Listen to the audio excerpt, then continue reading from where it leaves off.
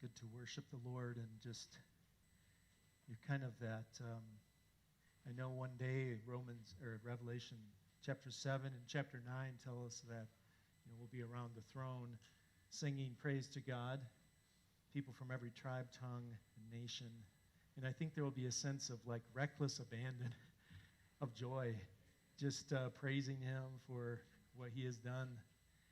And so we get a little bit of a taste of that as we sing together, even with one of these.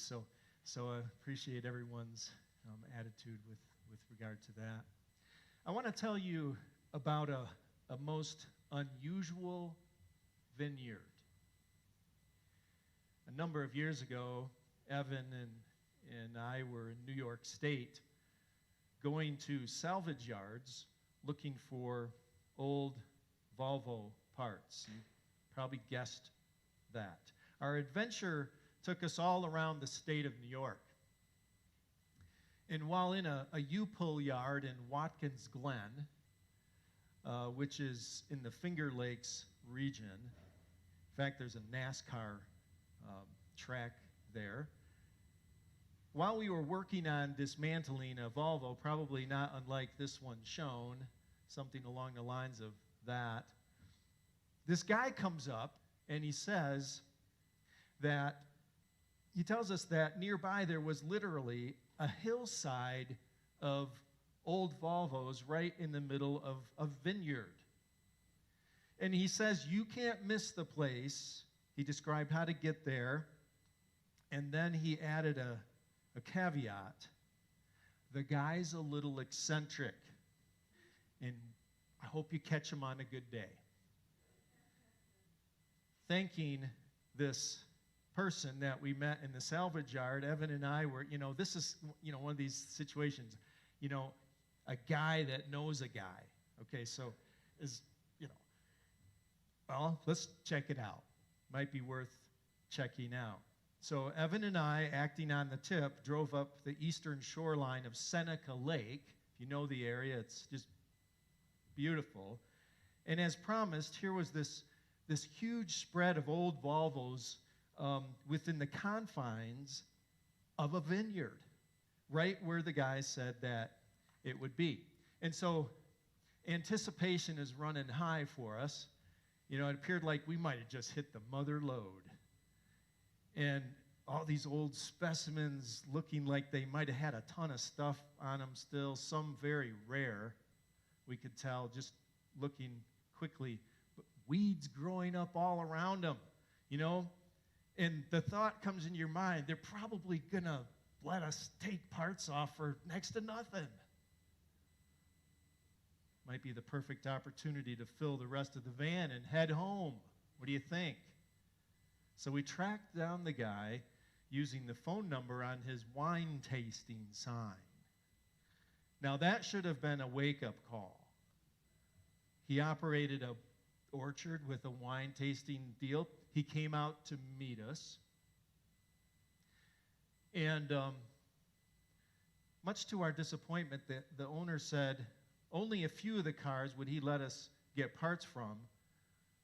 But he opened up a semi-trailer full of other Volvo parts and said to go ahead and pick through them, make a pile on the ground, and he would come back and set the price.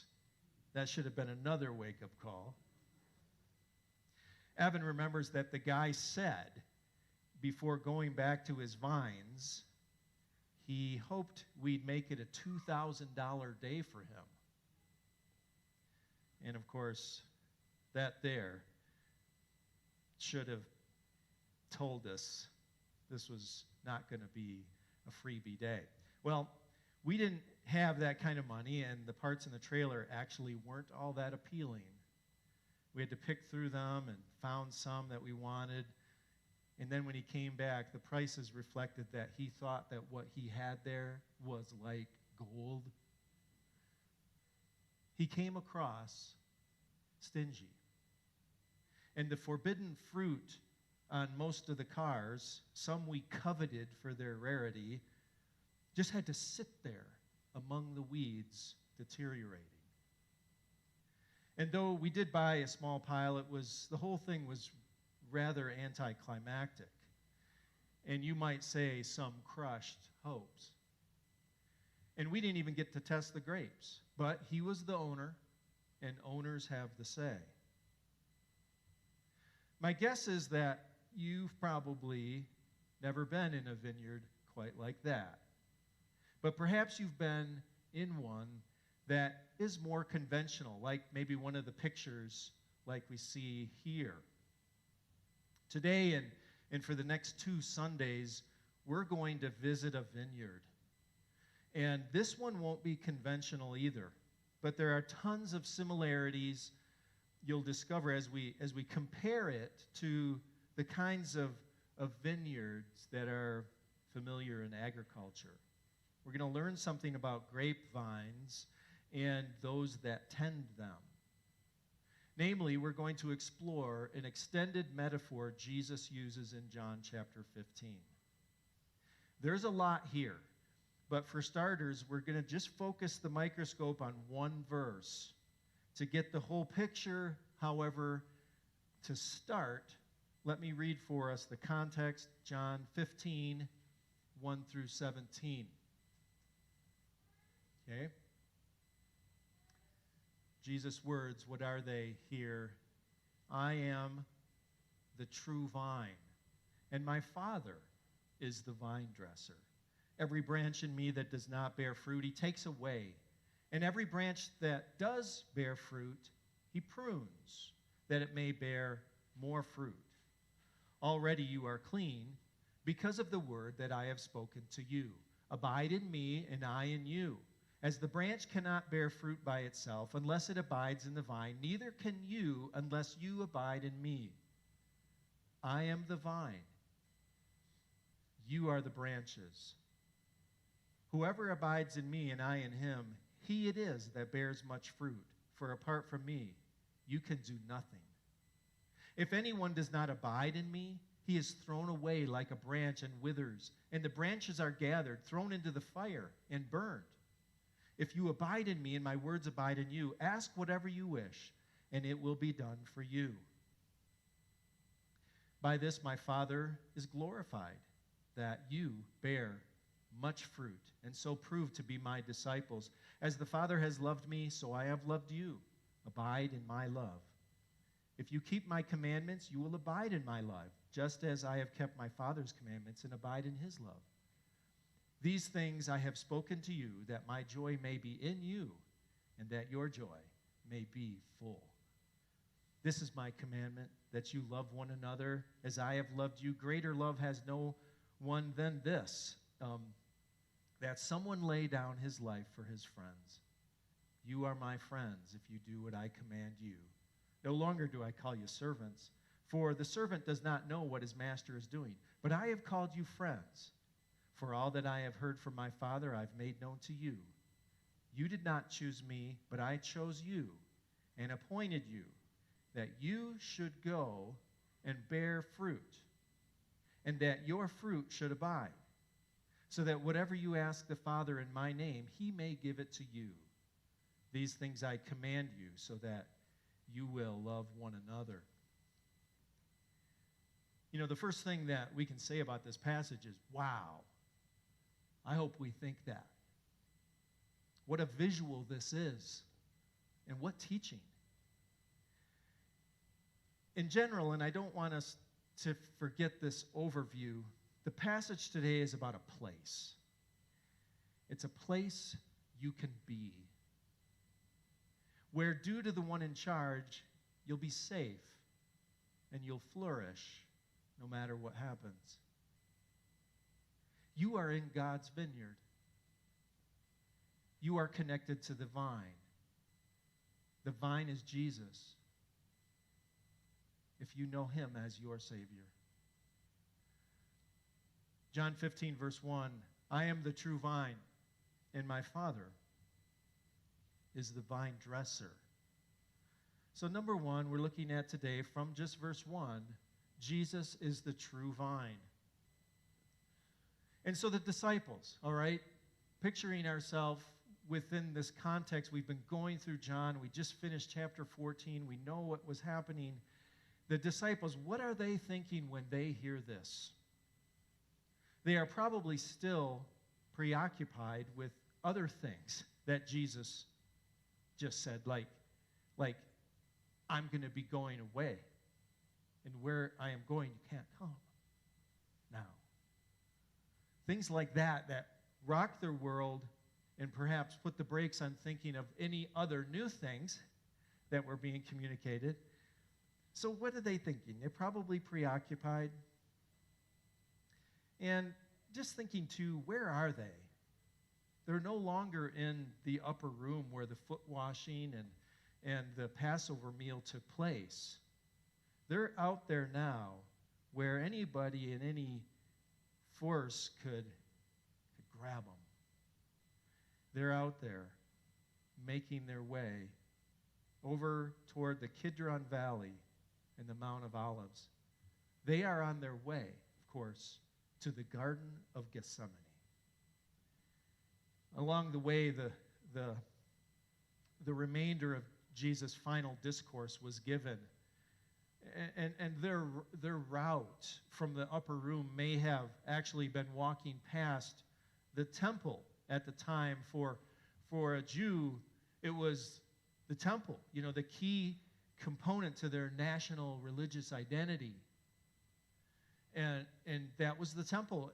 Or perhaps they passed by maybe a vine growing along the road, or maybe it was the vine pruning fires along the brook Kidron that they smelled.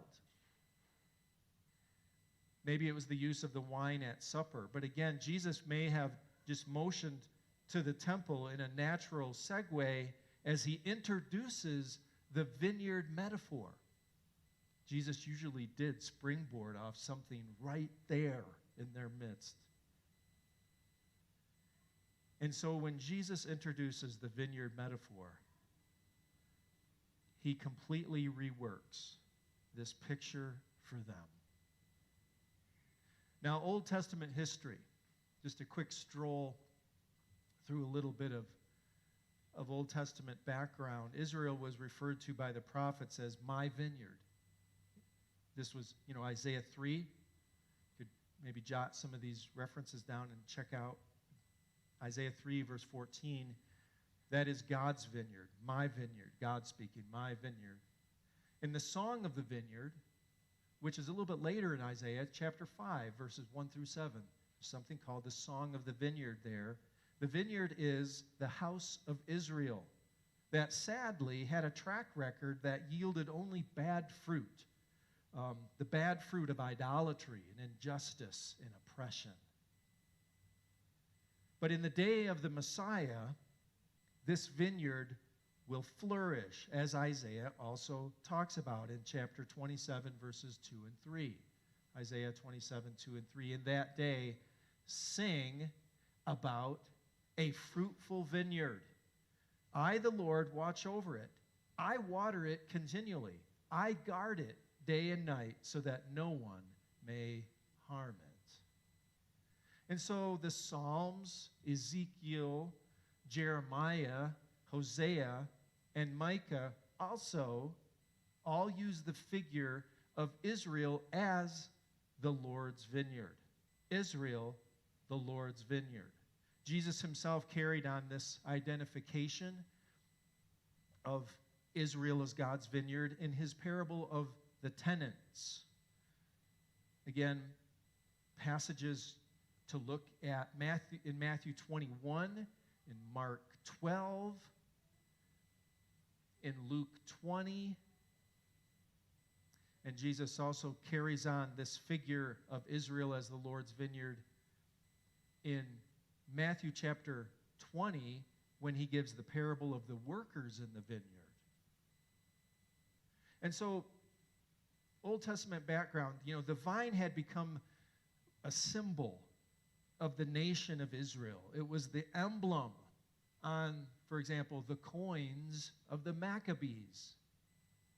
They were very, yes, Israel, national identity, vineyard, grapevines, emblem of the coin. One of the glories of the temple was the great gold vine fixed on the front of the holy place.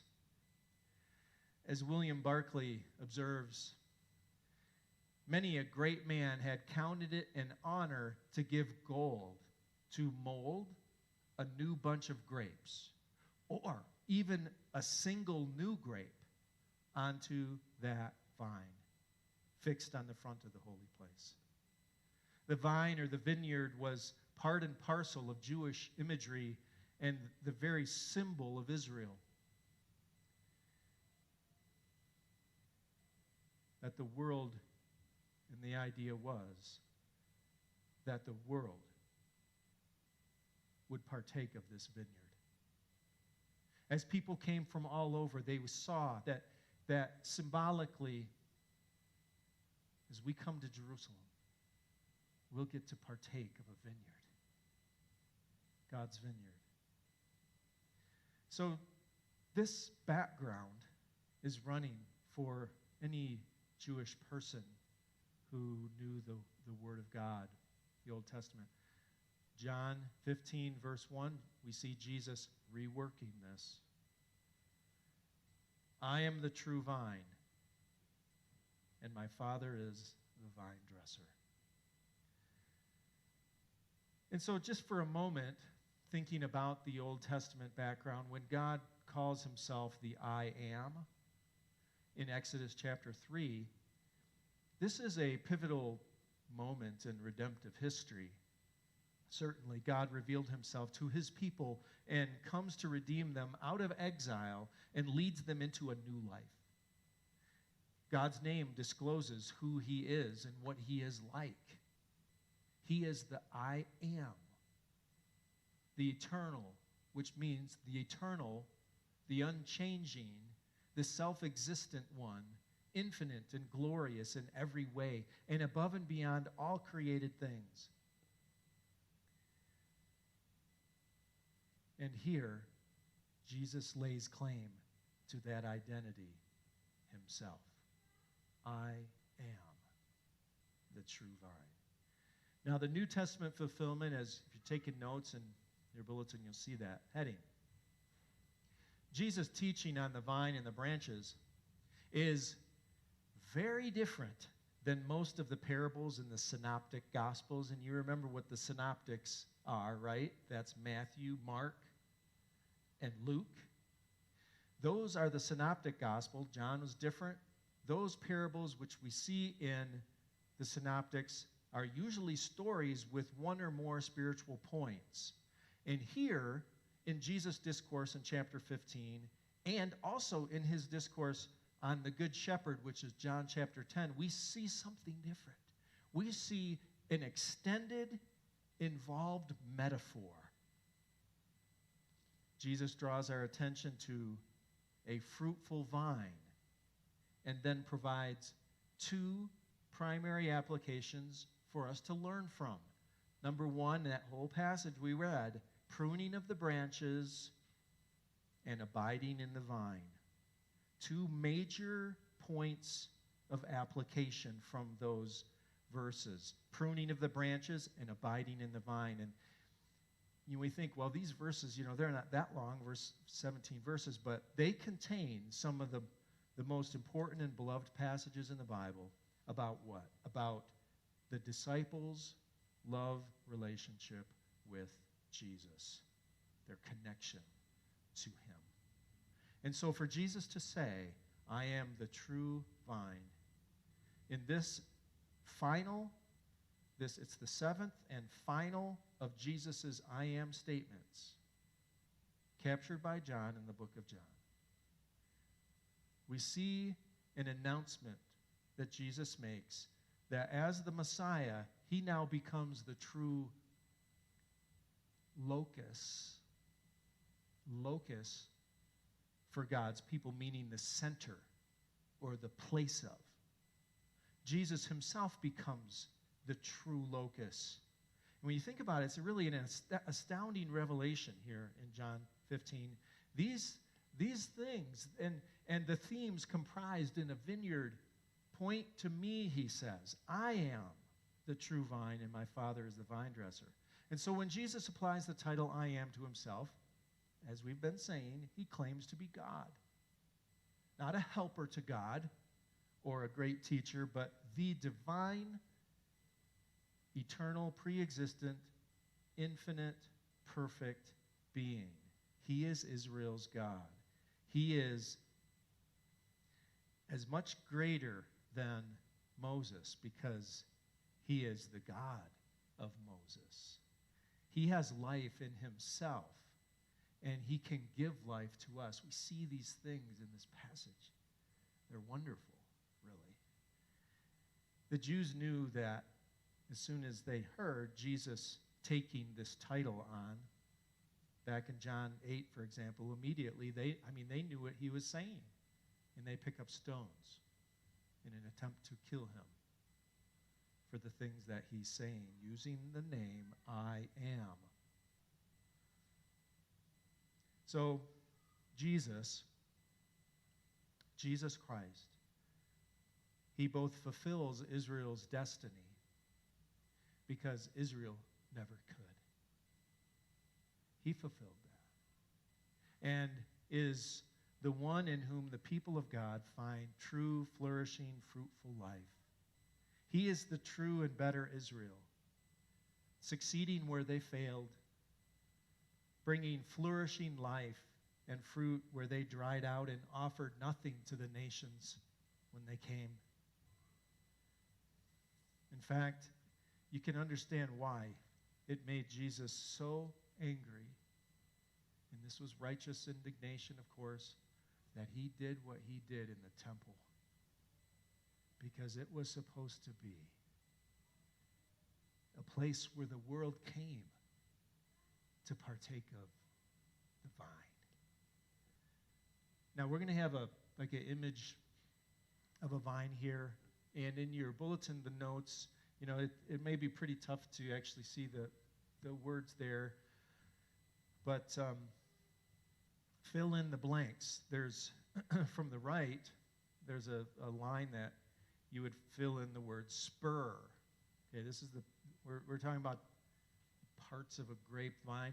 So spur over there. And in fact, I don't get to walk around very much, do I?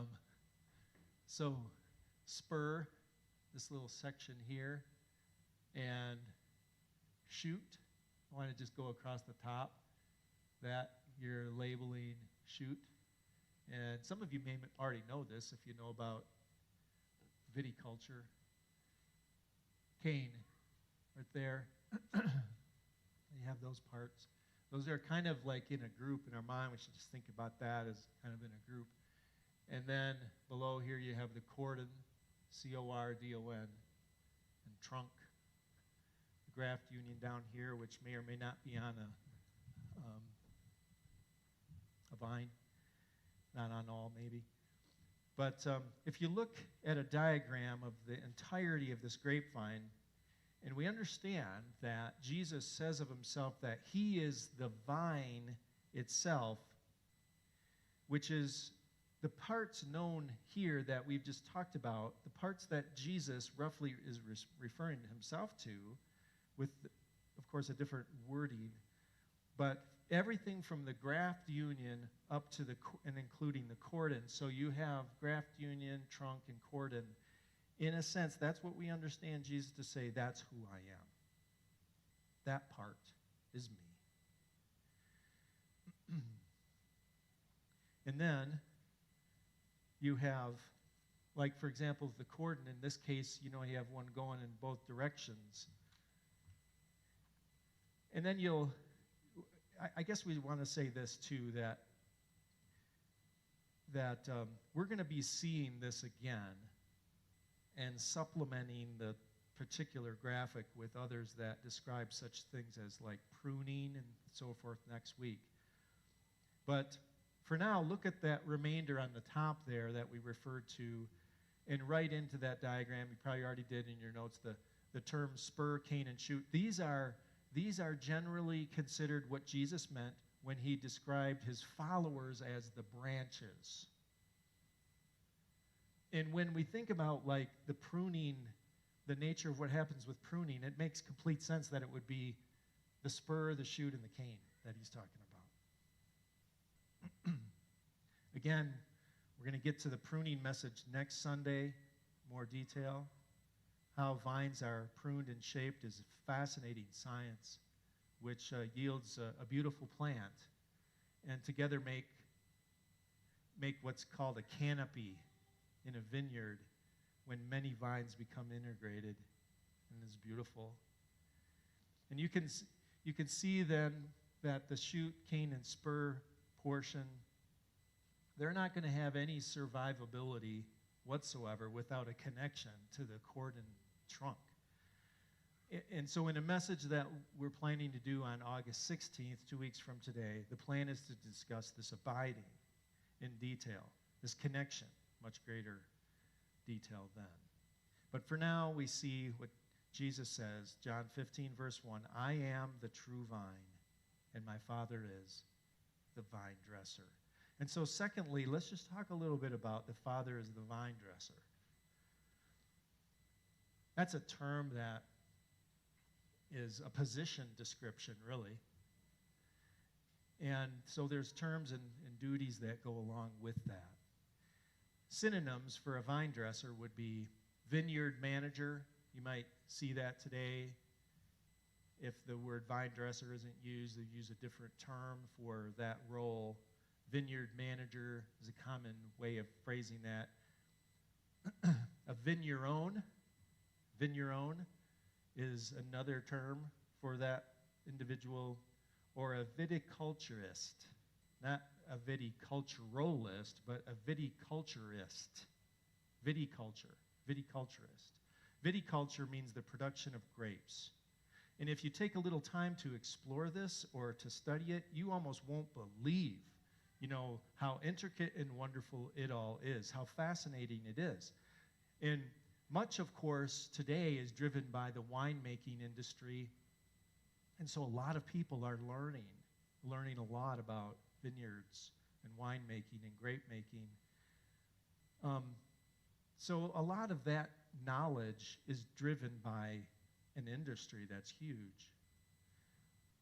I think they have a term for, because my mom lives in an area that has massive numbers of orchards and wineries in a peninsula in Michigan. And, they have, it's something tourism. I don't know if it's viti-tourism or something like that. It's basically going around with a tour bus or whatever and visiting wineries and having tastings. It's very popular. And so a lot of people are starting to learn about this whole stuff. But much of this was also so much a part of history. It's so fascinating. Over the next 2 weeks, I look forward to helping guide a journey that I hope is life-changing for all of us.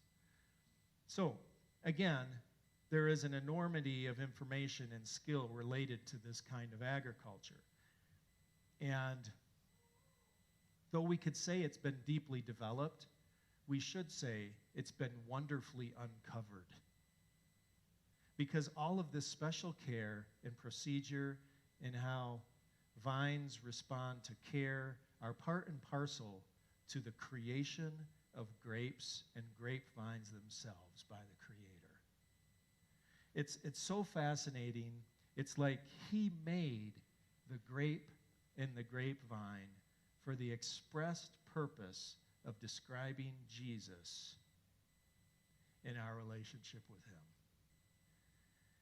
And so briefly, I just want to describe a little bit of the Father's role in our lives as application, following Jesus' metaphor. So what we present here is not, again, recent findings, but historical understandings. This is how it's been done for millennia. And what I'd like you to be thinking about, even though I describe what a vigneron or a vine or a vineyard manager does, I want us to be thinking about how this illustrates the Father's care in our lives. So some of the duties are pruning to begin with. Pruning is one of the preeminent tasks of a vine dresser. A vine dresser must have knowledge of the two most common ways to prune grapevines, cane and spur pruning, which we'll learn about next week. These pruning techniques take into consideration the shape and the consistency of the vine. Pruning is an essential task as it removes dead, diseased, or stunted fruits to make room for new growth, ultimately leading to a healthy and productive vine. The pruning process begins very shortly after planting. And so the Father knows, as we think of application of just this brief description of pruning, the Father knows what needs to go. What's got to go in my child's life? What's got to go? What needs to be trimmed out of their lives? And sometimes that's very painful. I believe that God is doing some of that now, perhaps in ways that we just didn't anticipate a year ago. He's at work. Pruning. Pest management. That's another area. Keeping pests away from growing vines is vital.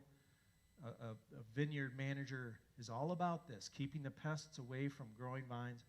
It's vital to maintain the vineyard and ultimately the grape production. So to effectively eradicate pests from the crop, the vine dresser must have the knowledge of the kinds of pests common to the region, as well as the type of pests attracted to the particular grape species. Many vine dressers choose to spray grapes with chemicals to avoid pests. More natural, organic things were used thousands of years ago to deal with pests, to deal with mold or mildew or other threats to the harvest. And so pest management is all about one of those duties. And if we think of, okay, Jesus used that description of his Father as the vine dresser, then as we think about what the Father does in our lives, the Father knows what threats there are to a productive life, to a life that will glorify him. The Father knows. And so we trust him as he begins to deal with that. Irrigation, this is another one. We're just going through quickly. Vine dressers or vineyard managers or vignerons or viticulturists must also closely monitor vineyards to ensure that each is receiving the correct amount of water and irrigation during the growing season. Some large-scale vineyards, of course, would use irrigation machinery and equipment to water plants, while perhaps some of the other ones would rely more on traditional watering methods. Failure by the vine dresser, however, to provide adequate water to vines leads to such things as sunburn and all of these things you just feel tempted to go out and talk about, and I'll hopefully whet your appetite to do some studying on your own. But sunburn, didn't get enough liquid in the vine. Immature vines, they don't get enough water.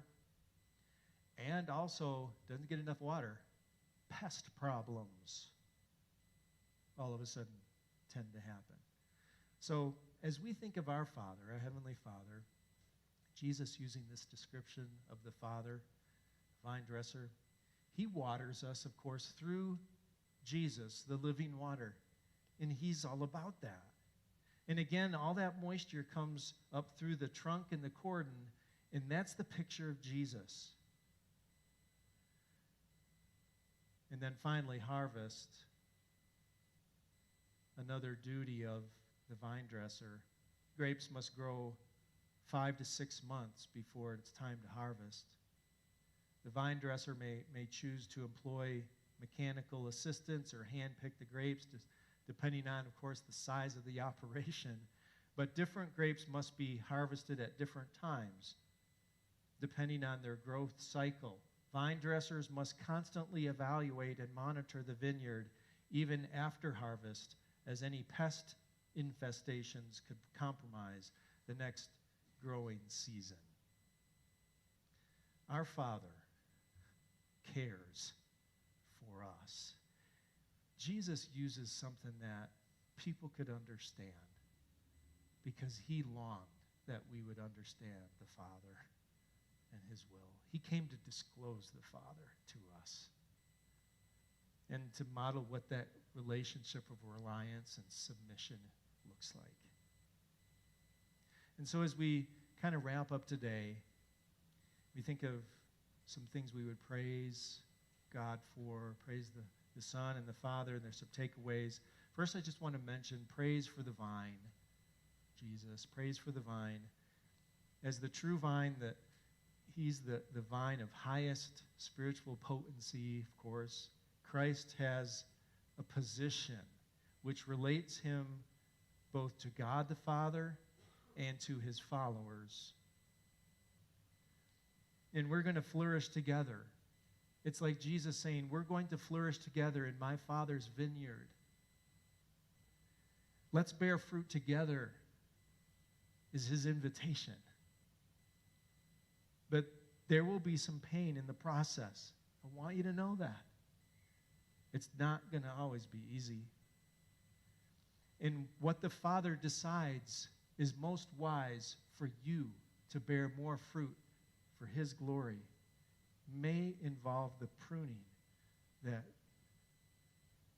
really hurts in our lives. But we're in the vineyard and we're safe. And he keeps us under his care.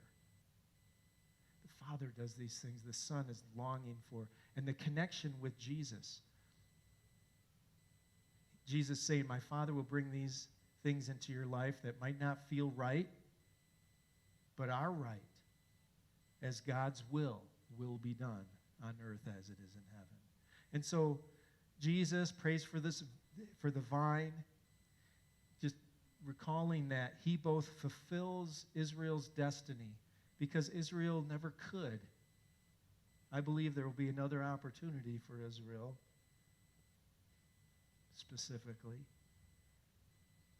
But Israel could never fulfill that destiny. Jesus fulfilled it and is the one in whom the people of God find true, flourishing, fruitful life. He is the true and better Israel, succeeding where they failed, bringing flourishing life and fruit offered to the world where they had just dried out and offered nothing. So we praise Jesus. He is the vine. And we praise the Father. He's the vine dresser. To call the Father a vine dresser is to tell his disciples that the Father cares for them personally and is wise to know exactly what to do to make them fruitful. And with such a vine dresser, the branches can experience complete confidence and security. You can experience that. John has mentioned the Father, or he actually quotes Jesus, who mentions the Father 23 times already in the immediate preceding context. And so now Jesus pictures the loving care of his Father for him and for the disciples through a picture of the vine dresser's concern for his plans. So I would like to say in closing that this vineyard is not one where crushed hopes characterize the manner in which God deals with us, though there's disappointment. This vineyard that we're in is not one where the vineyard manager is stingy or eccentric. This vineyard that we are in,